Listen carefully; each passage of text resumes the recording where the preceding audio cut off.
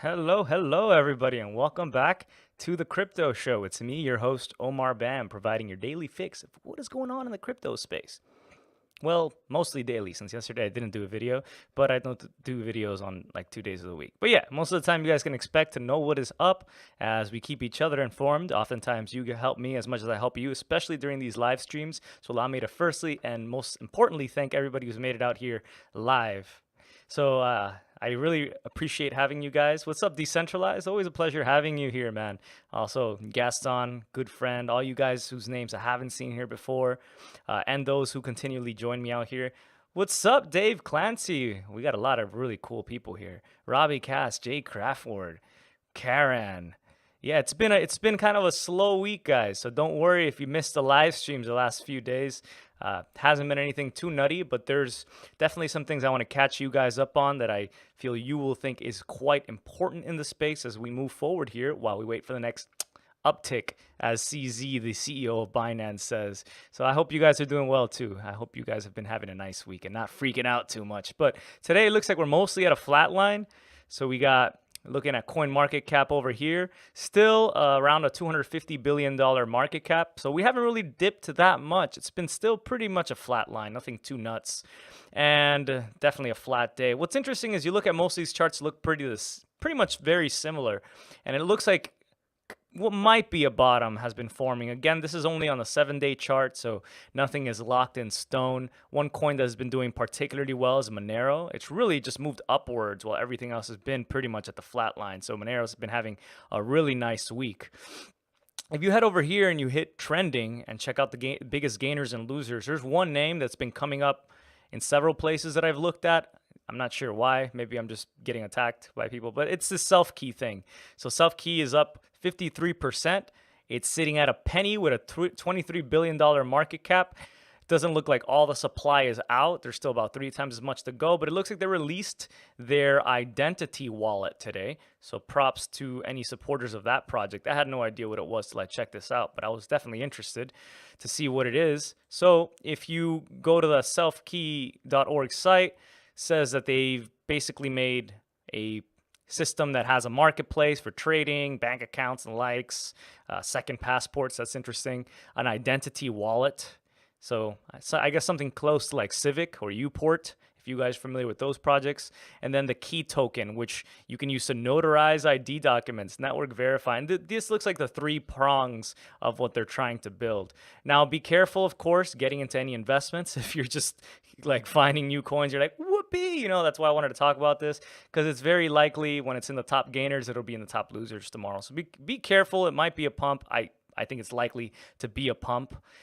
Since nobody bought the rumor and sold the news, they're buying the news, letting me to think there might be some fishy business here. And then the key token, which thanks a lot, Mr. Decentralized ID documents. 20, bro. I hope you're doing well, by the way. Looks like the 3 need more likes of what they're trying to build.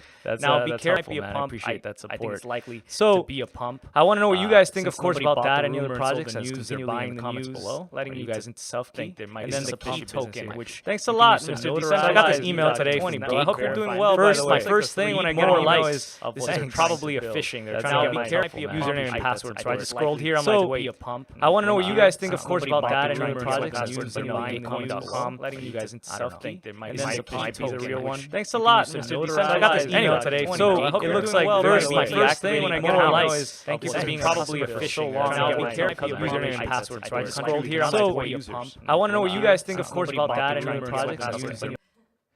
Sorry about the sound, guys. Janelle just told me that there was some issues here. I had a tab open.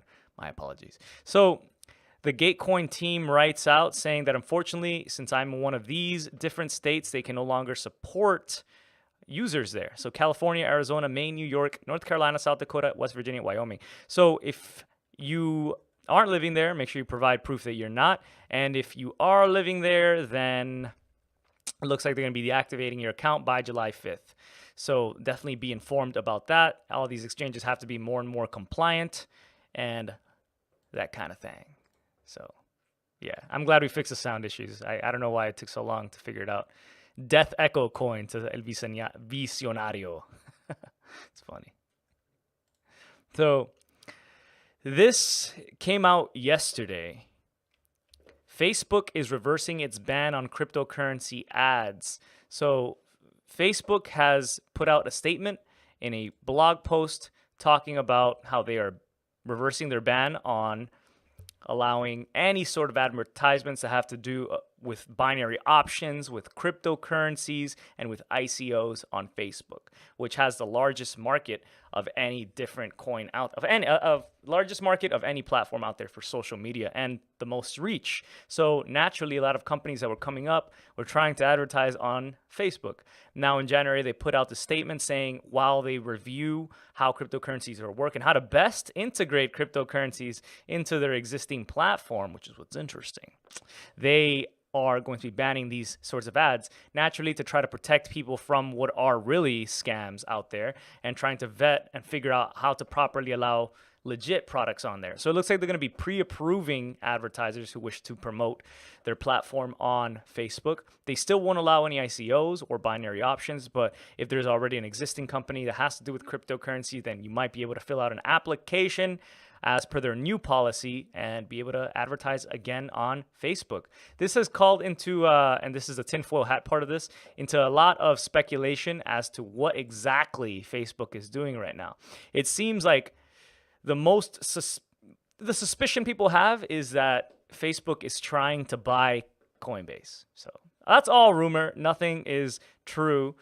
And people have been directly trying to ask Facebook and Coinbase for comments on this. And both are pretty much like, I'm sorry, we cannot comment on rumors and speculation. However, refer to this. And when Facebook said refer to this, they said, look at this document saying that we're best trying to figure out how to integrate cryptocurrencies into the platform. So everyone's trying to connect dots here and say Facebook is going to buy Coinbase.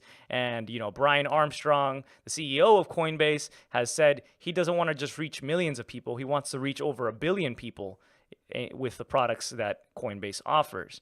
And so Facebook directly being integrated with Facebook would create the quickest highway for that to happen, to be able to reach 1 billion people using these products and services and getting access to Coinbase's products and cryptocurrencies.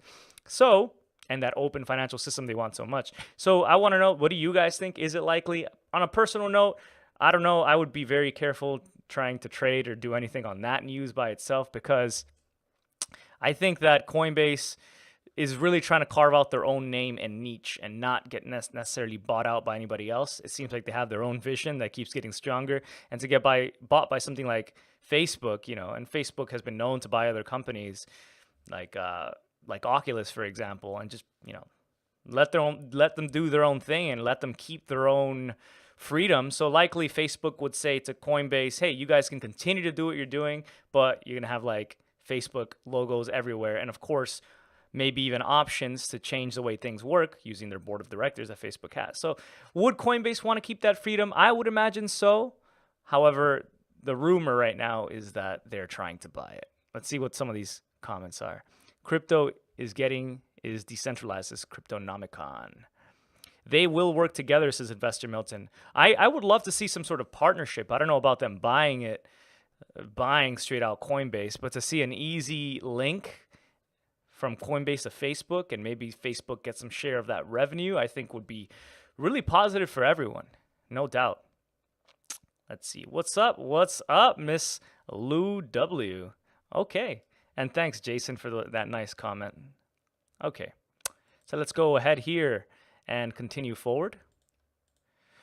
So, oh, and by the way, Google as well and Twitter had banned crypto ads. So maybe pretty soon we're going to see all those crypto ads again on all these different platforms, and everybody else will be bombarded again with the face of that guy with the twisted glasses. What is it? Something All Tucker? Whatever. Oh, man. That would be so annoying. So we're going to move into some of the news that has to do with EOS, of course. I know you guys love this. Just that name is like a trigger for people. EOS, strong emotions. I don't know why you think you'd be over it. But anyway, so here we go. Block.one's going to be participating, they said, on voting as a community member. They realized that Block One, who developed the EOS blockchain that has now released, does and have hold of 10% of the EOS tokens in existence. That's a lot.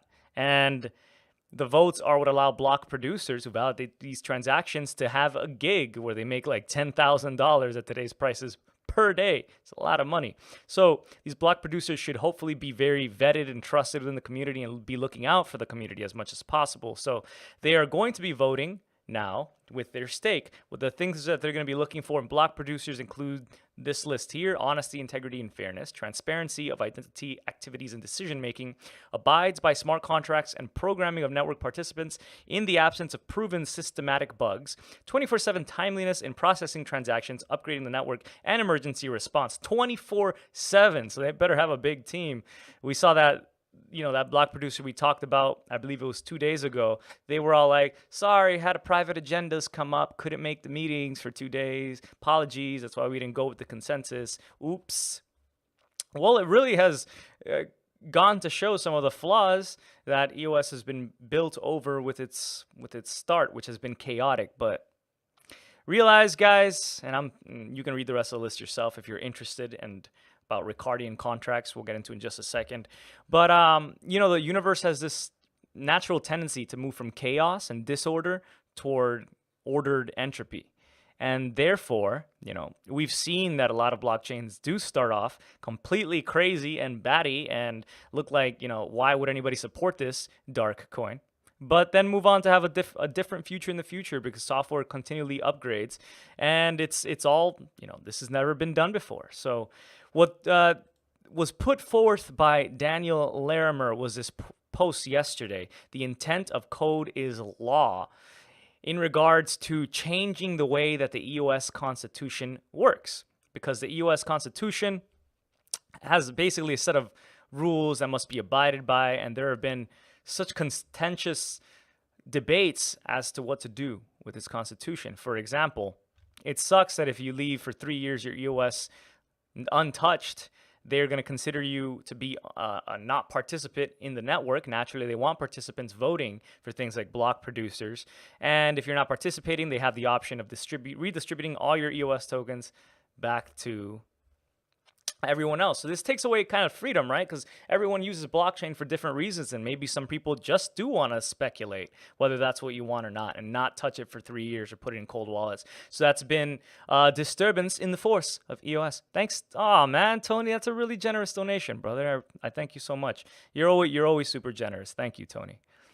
I hope I see you again sometime. I've just been like locked up and out of the conference scene for a bit, but I just like having these chats with you guys. So the creator, founder, lead developer, let's call it, Daniel Larimer, put out this code of law talking about ways to really not just amend or rehabilitate, but create almost like a brand new way of going about EOS's governance arbitration models.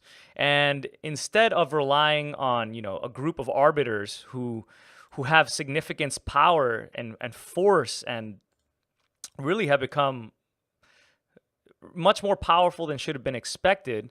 Instead, let's go to what Ethereum has been doing. So the Ethereum people are getting a real kick out of this. Let's go to code is law. This idea of, let's not fix anything. Let's not freeze accounts unless there is something that is like a big bug that didn't work as intended. And you have, like with the Ethereum situation with the DAO or the parity hacks, hundreds of millions of dollars worth of tokens that might just be locked away out of existence forever. So those are situations where the block producers, 2 out of 3 plus one of these block producers, would have to come together to decide what to do instead of letting the arbiters do all this. So you have arbiters who are upset because they were appreciating their newfound power in the universe of EOS. And then you have people saying this is a much better way to go about things. This would mean that if this gets passed, you could leave your tokens for 3 years because this might not be something written into the code. And as for those accounts that were possibly robbed, turns out that they were stolen because these people who had 27 accounts, whoever they were, went to phishing accounts and gave away the wrong private keys on the wrong services that weren't put on the EOS website, on the official sources, and therefore they got hacked.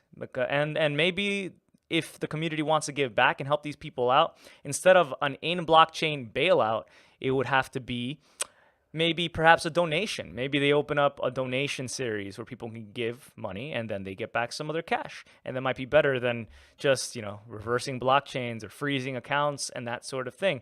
So I think there's definitely something about code is law. That's a big part of what cryptocurrency, the blockchains should be about based on how this vision originally came to be. That's what I think. So I'm happy to see that it's not locked in. Daniel Larimer is willing to say maybe this was the bad idea and let's try to figure out the best way to go about this. Of course, he can't say it by himself. What's going to happen? The community does have to vote on what happens and what kind of changes do occur on the EOS blockchain. But definitely Block One's participation as a 10% stakeholder in the votes is not going to be a hindrance toward having Dan Larimer, who works for Block One, probably pass some sort of new referendum that the EOS Core Arbitration Forum might not appreciate and might appreciate if they really support the network. So I also wanted to share this pumping thing that's going around. So this is, it's probably pumpy. It could be legit. So the guy who creates one of the easiest piece of software to access the EOS blockchain right now, so Scatter, he said this, and Telegram screenshots are the new WikiLeaks, like I said on Twitter. I just got a sneak peek at the coolest thing running on EOS I've seen yet. Fuck it, I just got a sneak peek at the coolest thing I've ever seen running on a blockchain. Bold. Can't divulge info, but man, this is a true game changer. So could be that, yeah, he's trying to pump the project he's most behind, right? And maybe it really is the most exciting projects you've seen. Maybe he hasn't seen that much. So I wouldn't read too much into it, but I definitely do think that there are definitely projects that are huge being built on EOS that we might not have even seen the likes of yet or the ideas of yet. And the way that you can build over it, some will argue, is a lot easier than Solidity. Some will argue it's more difficult than writing on Solidity, Ethereum's programming language. However, you can't say that there aren't developers doing it. I've heard of countless ones, and we'll keep tabs on what kinds of decentralized applications come out. And hopefully we move toward more decentralization on the EOS network. So Coinbase will add the British pound support to ease withdrawals in the UK. So back in March, they made a partnership with Barclays Bank, and they have been working on allowing bank payments, fiat payments in British pounds to be coming through to Coinbase UK. So Faraz, who is the UK CEO at Coinbase, Zishan Faraz, said the biggest thing for me is rolling out access to faster payments for UK consumers. It's been a huge challenge for us. I think it was a good result for us to get access to that. Over the next few weeks, we'll be rolling out for all customers. UK customers will be able to deposit sterling and withdraw sterling out into their bank accounts using faster payments. So if you're in the UK, if you're using Coinbase, that's really positive news. This is the main way you access things. And also, I'd like to point out that GDAX, the exchange, that Coinbase's main exchange, the Global Digital Asset Exchange, is now going the way of the birds for Coinbase Pro. Coinbase Pro is going to be a supposed upgrade that's going to make things easier and simpler, more streamlined and beautiful for GDAX, and easier functionality for deposit and withdrawals between Coinbase and GDAX. So if you have a Coinbase account, you already have a GDAX account, but now it's going to be a Coinbase Pro account. As of tomorrow, say goodbye to GDAX, say hello to Coinbase Pro. Still, some are upset about Coinbase Pro. They say it's not as fast. Why would you move to GDAX? Why such a terrible business decision? But maybe it's just a beta version and they're going to put more of the server power now toward Coinbase Pro is what others are suspecting, and those services are going to become better after tomorrow. So we'll see what happens with that. Many of you guys are familiar with the Silk Road. So Silk Road was the kind of when it came to free markets, a legendary thing, because for the first time, you didn't have to ask permission to buy pretty much anything you wanted, except for on the Silk Road, they said you could not have prostitution, you could not, or like human trafficking, you couldn't have guns, and you couldn't have assassinations. You couldn't hire any of these sort of services like that. However, you could buy many other things on Silk Road, and many people did using Bitcoin for its first major transactional use case. So Ross Ulbricht great documentaries out there about him if you want to watch about how he got taken down. Really wonderful stuff if you haven't already. So Ross Ulbricht has been in prison. Some would say that he didn't get a fair trial. He definitely got a speedy trial, unlike most, but he has been in prison and he's been trying to appeal his life sentence for his involvement with the Silk Road. And the way that they got him is really interesting, actually. Definitely check that out. But the Dread Pirate Roberts has been putting an appeal to the U.S. Supreme Court here, and he has been denied, writes here Molly Jane Zuckerman of Cointelegraph. The U.S. Supreme Court has denied him, according to a court order released today. And they tweeted out at the Free Ross Twitter, he was denied his petition this morning after holding it pending Carpenter. This is a no on internet privacy and Ross's case because of the way that they were able to get access to his accounts and possibly intrusively get access to figuring out who was Dread Pirate Roberts in real life. So devastating, and therefore they don't care. They don't care what he has to say. He's going to be in prison. You know, it's cool when it happens to somebody else, but when your freedom is infringed upon, suddenly it becomes real serious and hits close to heart. So I think it is something that's very tied to cryptocurrencies, this idea of privacy and use cases for cryptocurrencies. And so it's important to understand the history and where we're headed with these kinds of things and how the governments look at this. So definitely want to share that and get your thoughts on what is going on in that situation. So Binance is set to launch its first crypto fiat exchange in Uganda. I don't think many saw this one coming, but they do talk about Africa.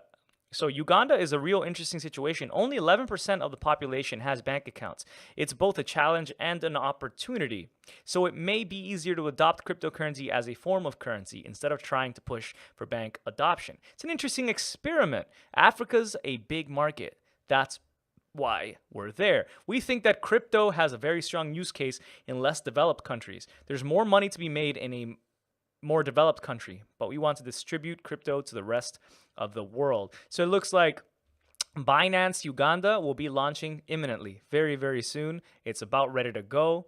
And, you know, maybe they're going to try it for these small markets. So yeah, many of you will say, yeah, you know, Uganda, you got to be kidding, Crypto Hash. Why bother opening in Uganda? And yeah, that's one way to look at it. Small markets, small fish, might not be a big deal. But you have to realize a lot of people are going to benefit out of this. And I definitely believe that helping third world countries and helping people around the world become part of the economy, you know, not just their local economy, eventually the global economy, and to be able to get bank accounts where many can't. It's a big deal. It really is. And it might not affect you directly, but it affects some people. So good stuff there on Binance, and hopefully they're quick to open up in many places, both big and small, moving forward. We know about the Malta news, Uganda's new, and I wanted to keep you guys informed as to that, of course. So let's see some comments here. I think we're pretty much wrapping up, and I want to thank you guys for making it out. USD on all cryptos for Bitcoin. It's corrupted now. Yeah, I know what you mean, man. Everybody looks at their USD, not even their Bitcoin anymore. Governments are hypocrites. Ross took drugs from the street, and that reduced the crime. There are thousands of darknet markets now, and the governments are using Ross as an scapegoat. Yeah, that's definitely some good points you're putting there, Hodl Club. So, I mean, like, when Silk Road was the number one, it was the spot that everyone went to. It might have been easier to take down drug dealers from within there instead of taking down Silk Road completely and having thousands of different alternatives spring up. How are you going to track all of those now? It was difficult enough for you to trace this one down. So, yeah, they're using him as a scapegoat. They're using him as an example. And using people as an example should never be an excuse to circumvent laws and to break privacy without explaining clearly how you did it. So definitely troublesome. I will, Trey, if I ever make it out to Dallas, I'll be saying it out here, and hopefully we can do something. You never know. 24 minutes, only 400 watching. Not good. It's a sign of the markets, Dwayne. It's a sign of the markets. Times are slow, but I'm patient. You know I've been patient with you guys for years, and I know many of you are. That's just where we're at right now, and I accept that as a reality, and I don't think it's going to be, we need the dark days to have the bright days. And not that it's dark. What I mean is bear markets are definitely the opposite of bull markets. So I think the next one's going to be massive. I have no doubt that the next one is going to be the biggest out of all of them. That's my suspicion, maybe of all time. Who knows? The ones where you guys can make the most gains will be the next jump up in price. I have. Oh, thanks, Dave. Man, Canadian $5. Thanks for the live updates, man. I really appreciate your work. I really appreciate the donation, Dave. My pleasure, and I'll keep trying to bring it for you. Thanks, man. So I feel that. I mean, with the institutional money, with the name recognition now, so, people began to dip their toes. Even if they got burned, once Bitcoin passes 20K, and I have no doubt it will, and cryptocurrencies soar above their old time highs, at least the more reputable ones. Even people who got burned are begin to probably invest again and take notice and not want to miss the boat again. They'll be like, damn, we're at 20K already. I've seen how this thing went from 1,000K to 20K real quick. I heard about it. I was fortunately I bought it at the wrong time, and I was bummed out for maybe a year or two to 5, who knows how many years, but like now I'm not going to miss the boat again. And so they'll begin to invest more money, more substantial amounts of money.